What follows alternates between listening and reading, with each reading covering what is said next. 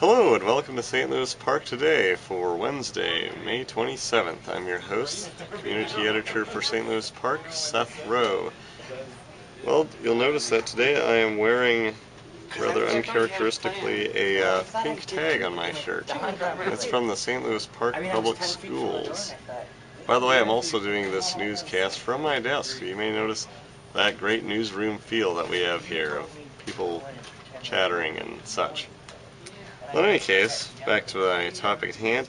I'm wearing a visitor tag from the St. Louis Park Public Schools, and it's because I went out this morning and listened to a dialogue about racism that was held as part of a Project Legos initiative at the high school, in which the students got together and talked about any issues that they felt related to racism and how to minimize those and promote understanding. And there were 37 students that attended, along with 15 students who planned it. So they had quite a good crowd. In fact, they would have had more if they could have fit more in the room. They had a total of 75 students beyond the core group of 15 students that had signed up to participate, and the others will join another dialogue later. And so it was a pretty lengthy conversation, actually, and everyone spoke at least a little bit, so kind of an interesting thing, and I'll put together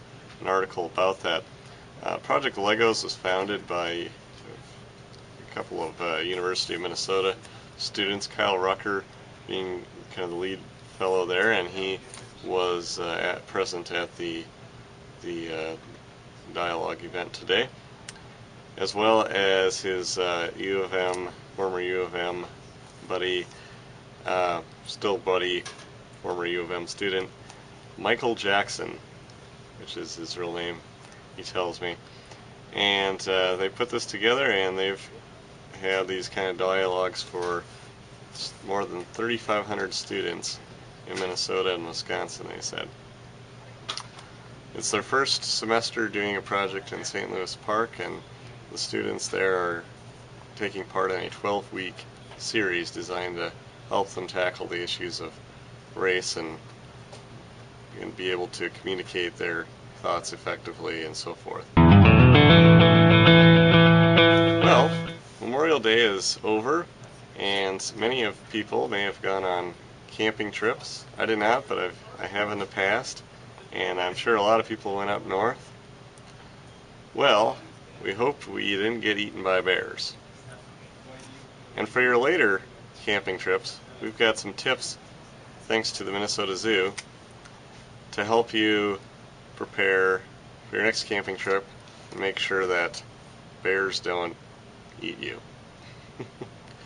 The video features grizzly bears, which they don't actually have in Minnesota in the wild, but there are plenty of black bears up north, and being springtime still, there's a little bit of a chance that they might be out roaming about. So here, without further ado, here's the video.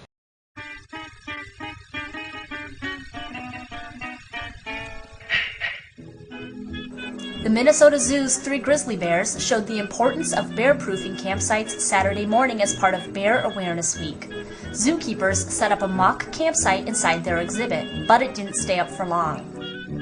When 3-year-olds Sadie, Kenai, and Haynes were let into the exhibit, they headed straight for the tent and a food-filled backpack that was hanging from a tree. When camping in bear country, the Minnesota Department of Natural Resources recommends bringing dehydrated and freeze-dried foods sealed in plastic to reduce odors. Campers should avoid burning unused food and be sure to wash all dishes and utensils after each meal. Dishwater should be disposed of away from the site. Food and cooking equipment should not be kept in the tent. Thanks to Apple Valley Community Editor Katie Mintz for that report, by the way. Well, I have to thank another colleague for a spectacular weather graphic, so that you won't just have to hear me talking about the weather, you can visualize it. That about says it all. Today, pretty gloomy out there, a high of 58, low of 49, mostly cloudy. But you can see there's a nice little sun for the rest of the week. That's because it's going to be in the 70s for highs the rest of the week, potentially even reaching 80 on Sunday. Tomorrow there's a forecasted high of 77 degrees, the low of 54, which is just slightly below our high today. So it'll be significantly better tomorrow, at least hopefully, hoping that forecast holds out. Well, that's all for St. Louis Park today for today. Once again, thanks for joining me. I'm Seth Rowe.